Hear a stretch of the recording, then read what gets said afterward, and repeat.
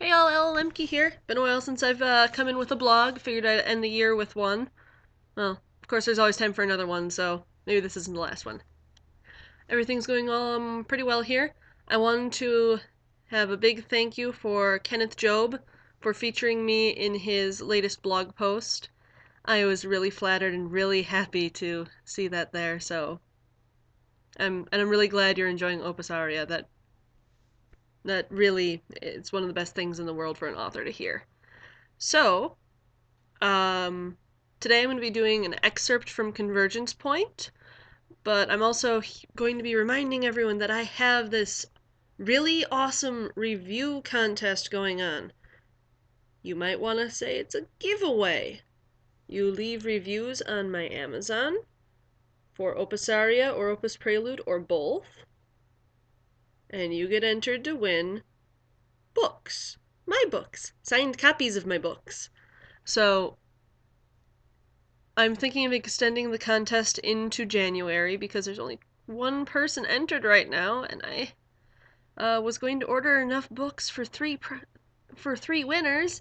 You know, a grand prize, a second prize, and a third prize. So grand prize would be a signed copy of Opus Aria, a signed copy of Convergence Point, and a signed copy of Opus Prelude. Second place, two of the above mentioned books, both signed, and then third place would be one of the above mentioned books. The only real catch here is that they have to be real reviews, and you must have an email attached to your Amazon account. Otherwise, I can't contact you, and no books. So, there's that. So, reviews for books. Seems pretty good to me. Yay! Um, Otherwise, writing is going well here. I'm working really hard on trying to finish 2 novels by the end of the year, and I think I might have pushed myself a little too much. I only really need to finish one for the Amazon Breakthrough Novel Award, but I'd like to have both done. So yeah, there's that. I may have just strapped myself a lot for deadlines in general, because here, we'll give you this lovely sneak peek into my lists. This is everything on the list. All of that dark blue, terrible handwriting. Yeah, lots of things to do. Strapped for time. Oh, there were secrets in there. Yay, secrets! Alright, so the Convergence Point excerpt, I'll start there. Then, yep. So this is from chapter 1 of Convergence Point. It's actually on the first page. So, right at the beginning of the book. Hope it gets people hooked. Hope it gets excitement. Alright, here goes. Celia Gray was average. She was average height. She was average weight. And she had a boring, average life. She hated it. A 19-year-old girl always wanted to be a little different. The only thing that wasn't so normal about her was the fact that she was a psychic. It wasn't an uncommon occurrence by any means, but she was powerful. She had done the research when she was younger. Psychics occurred about 1 in every 5,000 people in varying degrees of strength. She hadn't found any accurate way to describe the power she felt, just that it seemed to be more than what people talked about online. Her eyes, on the other hand, were rare. She had a golden ring surrounding her pupils. The rest of her eye was a cold blue-gray. The doctor had called it central heterochromia. She had been told time and time again that they were unnerving to look at. She sat on the edge of her bed, her backpack sagging against her leg. The vibrant red on the front portion of her hair curtained around her face, almost fooling her mind into forgetting the mousy brown hair that actually sprouted from her head. Celia had seen the word pop up one too many times. Carmelink. Being a psychic was something that could be traumatic for younger kids. Hearing words that you were never meant to hear, knowing more than you ever wanted to know about someone. The online support groups that Celia had found had been wonderful, but Carmelink had been mentioned far more often than anything else. She was one of the ones that seemed to lose control more than other psychics. It seemed better for her to go and find Carmelink before they wound up finding her. She had just finished her research into what it was the night before. When she finished, she had purchased a plane ticket. She pushed up to a standing position and grabbed her backpack with more force than she thought she could. She stepped down the stairs. She was trying to put on a brave face, but in all actuality, she was terrified. "Mom, I'm leaving." Her mother peeked out of the kitchen, her pretty face creased with worry. Please tell me you're not chasing after Carmelink. Please. Celia clenched her jaw and tried not to grind it. I have to. How could I not? Because you found them on the internet? Because it's dangerous? Because you're only 19 years old? Because I'm afraid I'll never see you again? She felt guilt roll in her stomach, like the food she had eaten was trying to escape. She had anticipated that her mother would be resistant to her only daughter running off after something she found on the internet.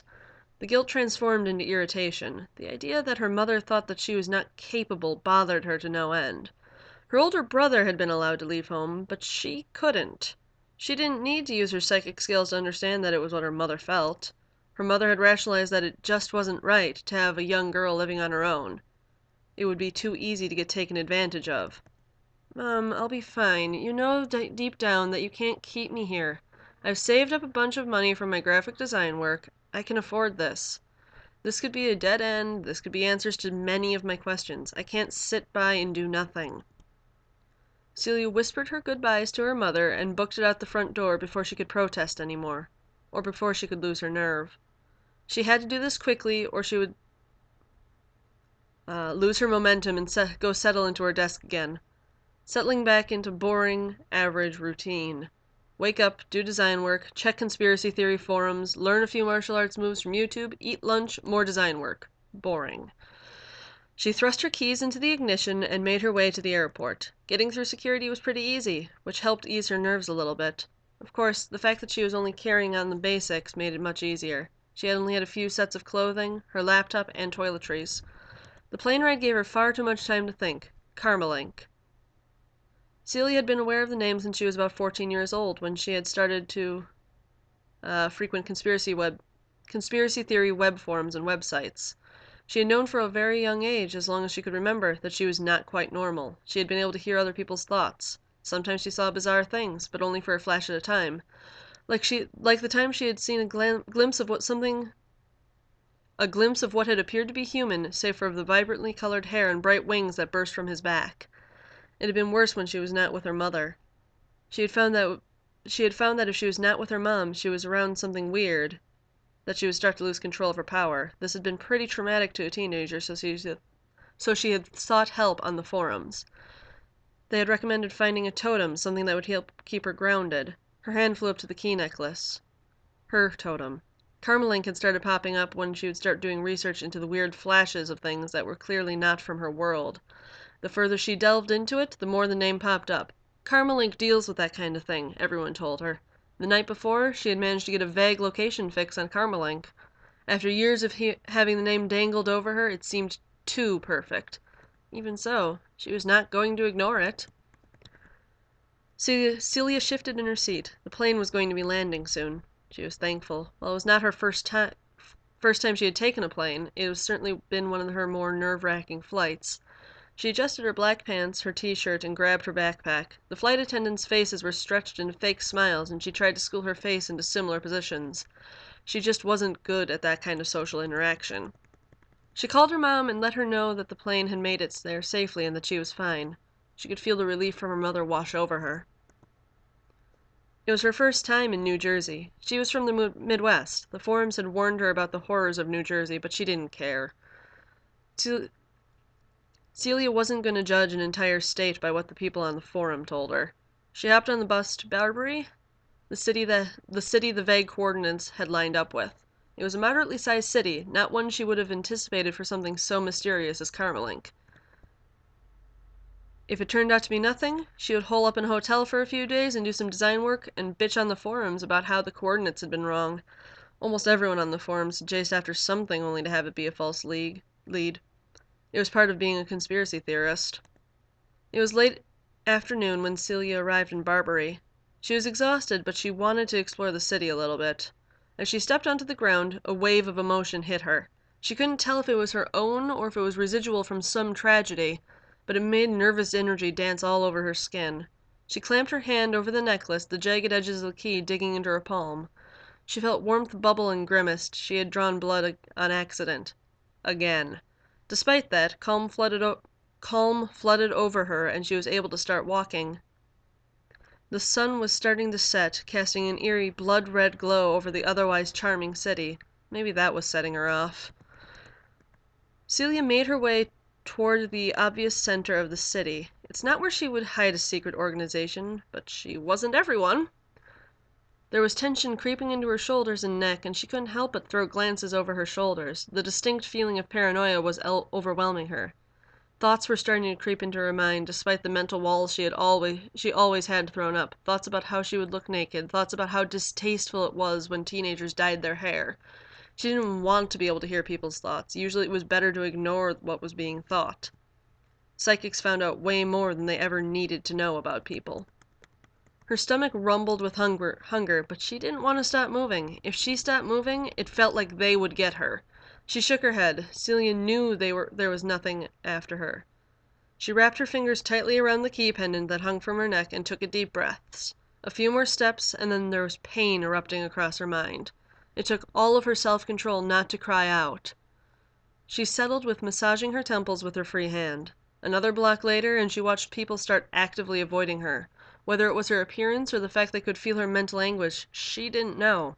Her body was shuddering, and she was sure she looked deathly pale. The slightest noise caused her to jump. She was being bombarded with thoughts she didn't want to hear. Celia's legs gave out as she hit the middle of the city. Her mind was reeling from information. She was in so much pain that she couldn't stop the tears that streamed down her cheeks. As her head hit the ground, something clicked into place in her mind. Everything that had been happening to her, all the anguish, all the thoughts, was amplified. She let go of the key and clamped both of her hands to her forehead, an unearthly scream ripping from her throat as she blacked out. So, that was the entire first chapter of Convergence Point. You meet Celia Gray, and you get her to Barbary. I don't want to give too much more away from that, other than it's a big adventure and that some interesting things happen. I hope you've all had I hope that my American viewers had a very nice Thanksgiving.